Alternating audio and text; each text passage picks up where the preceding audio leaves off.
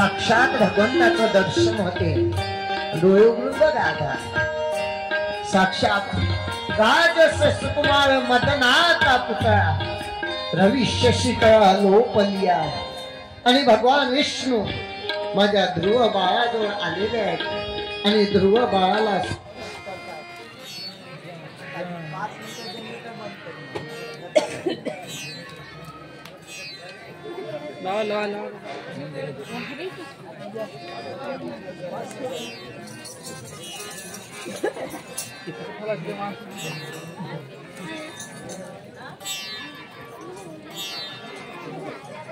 साफ लगे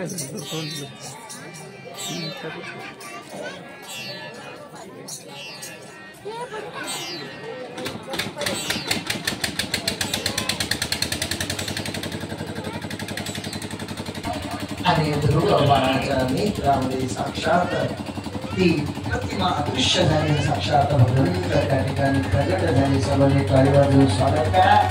आणि ध्रुव बाळा बोलणार, पण काय बोलावं सुचत नव्हतं। कपूर शब्द गाण्याला लागले, सुंदर भगवंताची स्तुती केली आणि भगवंताने त्याचा उद्धार केला। आपण सुद्धा थोडसा चेहरा हा आणि ध्रुव बाळा भगवंताच्या समोर हात जोडून उभे आहे आणि आपण सुद्धा त्या देवाची भक्ती केली। आपल्या जीवनामध्ये सुद्धा तो भगवंत प्रगट झाल्याशिवाय राहणार नाही। कृष्ण भगवान आणि हे तिन्ही मूर्त्या काही शुद्धीवजी महाराजाच्या परिस्थितीला सांगतात। चतुर्थ स्कंदाचे सांगतात, पंचम स्कंदामध्ये भक्ताचं चरित्र, षष्टम स्कंदामध्ये या ठिकाणी अजामिळाचं चरित्राचं वर्णन येते। अजामिळाचं सुंदर चरित्र संपल्यानंतर शुद्धीवजी महाराजाच्या परिस्थितीला सांगतात। 6वा स्कंद आपल्याला उद्या लागायचा आहे आणि सप्तम स्कंदामध्ये ज्या हिरण्याक्षाचा वध केला त्या हिरण्याक्षाचा भाऊ हिरण्यकश्यपू आणि हा हिरण्यकश्यपूचा सुद्धा उद्धार करायचा आहे। शुद्धीवजी महाराजाच्या परिस्थितीला सांगतात, हिरण्याक्ष आपल्या भावाचा ज्याने वध केला विष्णूचा बदला घेण्याकरता निघालेले आहे। चला आणि बदला घेण्याकरता तपश्चर्या केली, खूप तपश्चर्या केली, पण विक्षेप आला। घरी परत आले, नारायण नारायण पत्नीने 108 वेळा त्यांच्याकडून नारायण म्हणून घेतलं आणि त्याच दिवशी त्यांना धर्म त्या पत्नीला तयार लावायचा, त्या पत्नीला सर्व स्थापना झाली आणि त्याच्यात मोठे भगवत भक्त जन्म घेणार आहे आणि ते म्हणजे साक्षात भगवंताचे भक्त प्रल्हाद महाराज त्या ठिकाणी जन्म घेणार आहे। आणि पाहता बरेच दिवस झाले आणि 9 महिन्यानंतर प्रल्हादीचा जन्म झाला। कृष्ण भगवान देवाची प्रार्थना केली, सांगितलं मला त्या वरदान द्या, अस्त्राने नाही शस्त्राने नाही अमर करा, काही करू शकत पण अस्त्राने नाही शस्त्राने नाही, रात्र नाही दिवस नाही सकाळ नाही संध्याकाळ नाही, सर्व आशीर्वादेला नाही मरणार तू, मनुष्याने नाही प्राण्याने नाही, दिवसाने नाही रात्रीला नाही। सांगितले तुला मारणारा माझा बाप बरोबर मारेल आणि आल्यानंतर सर्व यज्ञ बंद केले। सर्वांना सांगितलं मीच देव आहे, माझंच पूजन करा, माझ्याच नावाचं या उद्या द्या, तुम्हाला सुटका कोणी करणार नाही, तुमची सुटका मीच करणार आहे, माझी मीच देव आहे। सांगितलं, अत्याचार सुरू केला, देवाच्या मूर्त्या फोडल्या आणि शेवटी भक्त प्रल्हादाला आपल्या गुरुपुरामध्ये टाकलं। ते भक्त प्रल्हाद तिथं सुद्धा देवाचं चिंतनच करत होता, भजन करत होता। सगळी मुलं म्हणे तुला भीती वाटत नाही का? त्यांनी सांगितलं मला भीती वाटत नाही का, कारण की माझा तारणहार माझा भगवंत आहे, ज्याच्या नावात ज्याच्या मुखात त्याचं नाव आहे त्याला कोण मारू शकते, त्याला कोणी मारू शकणार नाही। अरे मग आम्हाला सुद्धा तसं चिंतन पहिल्यांदा वडिलांनी बोलावलं, तुला काय शिकला गुरुकुलामध्ये? त्यांनी सांगितलं त्या विष्णूचं चिंतन करावं, भजन करावं, स्मरण करावं। वडिलांना खूप राग आला, अरे याला योग्य मार्गदर्शन करा नाहीतर लक्षात ठेवा। त्या शिक्षकांना सांगितलं, पुन्हा सांगितलं, मुलांना सर्वांना एकत्र केलं। सर्व मुलं म्हणतात, अरे तुला जर एवढी भीती जर कशाने वाटत नसेल, कशाने वाटत नाही, त्यांनी सांगितलं देवाचं चिंतन केल्यानं, मग आम्हाला शिकवशील? हो म्हणा। सर्व मुलं बसले आणि सर्वजण सुद्धा देवाचं चिंतन करायला लागले। नारायण नारायण जय गोविंद हरे, नारायण जय गोपाल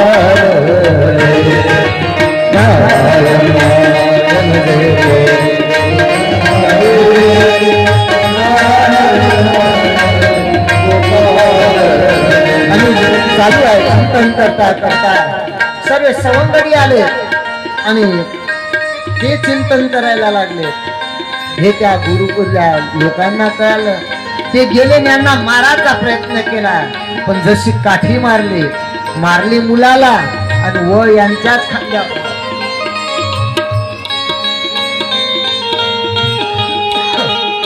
आणि ते सुद्धा भजन करायला लागले.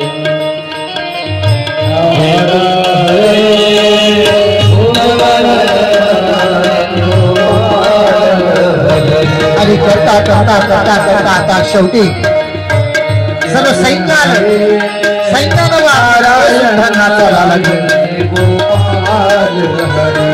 सैन्य संपल्यानंतर त्या ठिकाणी प्रधान सेवक आला. त्यांनी पाहिलं अरे इथं काय चाललं. राक्षसाची नगरी इथे देवाचं भजन होत आहे. त्यांनी सांगितलं आता शस्त्र घेतलं मारण्याचा प्रयत्न केला. मारलं त्यांना मोर याच्या तोंडावर आला आणि हा सुद्धा नाचायला लागला. नारायण नारायण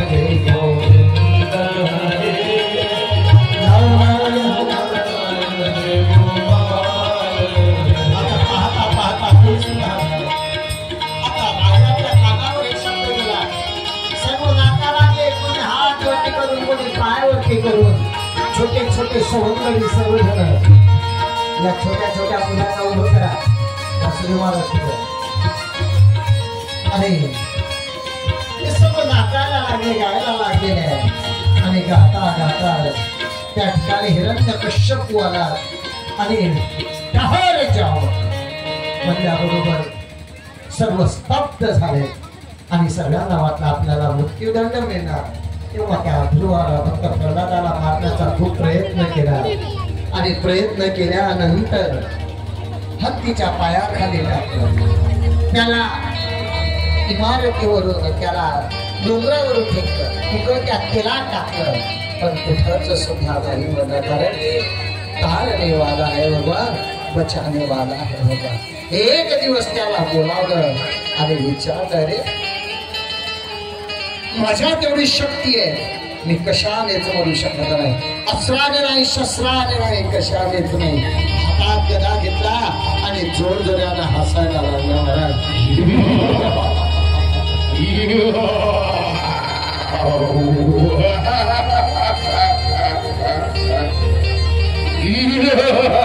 अरे मीच देव आहे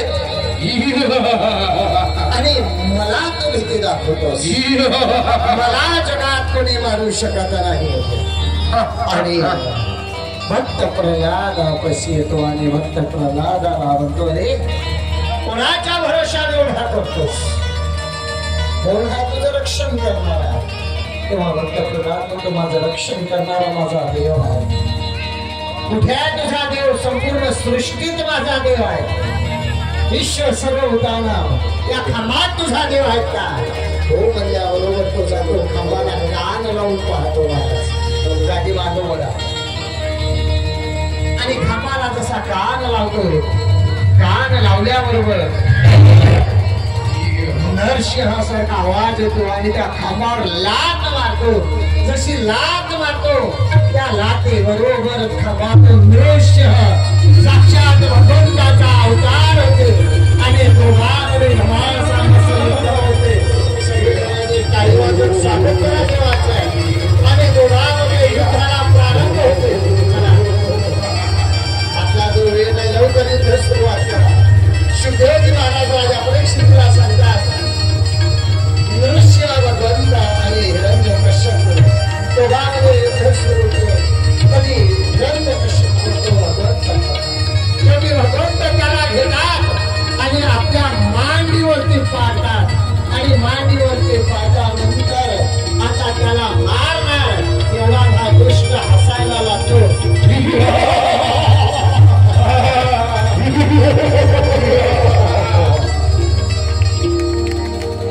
देवाने आश्चर्य वाटले अरे याला मारण्याचा प्रयत्न करताना हसत आहे. ते सांगतो माझा तुम्ही मला मारू शकत नाही, मी अस्त्राने मारणार नाही, शस्त्राने नाही. देवानं सांगितलं म्हणून तुझ्यासाठी नख आणलं. मी खाली मरत नाही, वरी मरत नाही, म्हणून देव म्हणे तुझ्या मांडीवर घेऊन बसलो. सांगितलं मी घरात मरत नाही, दारात मरत नाही, म्हणून ते तुझ्या उंबर वठावर घेऊन बसलो. देवानं सांगितलं देवा अरे मला दिवसानं मारू शकत नाही, रात्री मरत नाही. देवानं सांगितलं म्हणून संध्याकाळ झाली. म्हणून मी त्या भागवतला बोलत दिवाळी काका म्हणत होते माझ्या घरी पाठाले. आता आमच्या हातात काय, देवाची कथा त्याच्यासाठी आहे. संध्याकाळी आणि सांगितलं मला मनुष्य मारू शकत नाही, प्राणी मारू शकत नाही. देव म्हणतात मी माणूस आहो का प्राणी आहो सांग. देह मनुष्याचा आहे आणि लोक प्राण्याचा आहे.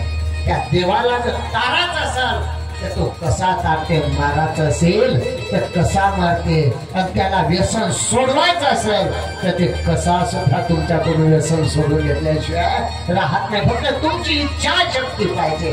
आणि शेवटी भगवंतानी आपले दोन्ही नख घेतले महाराज.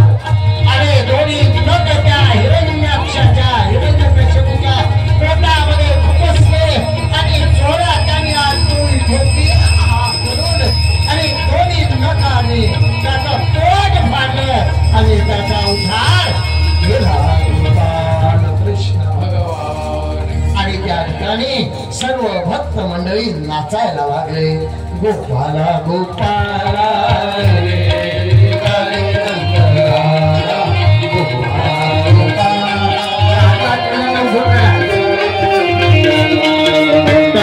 नंदलाला तुम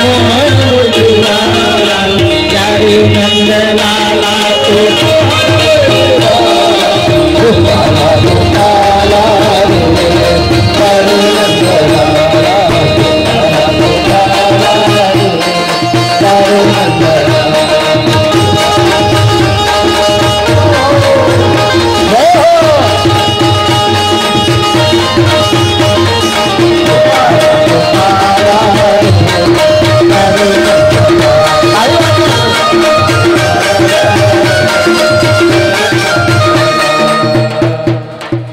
जे जे ध्रुव बाळाचे मित्र होते भक्त प्रल्हादाचे ते नाचले, आणि जे जे हिरण्यकश्यपूचे होते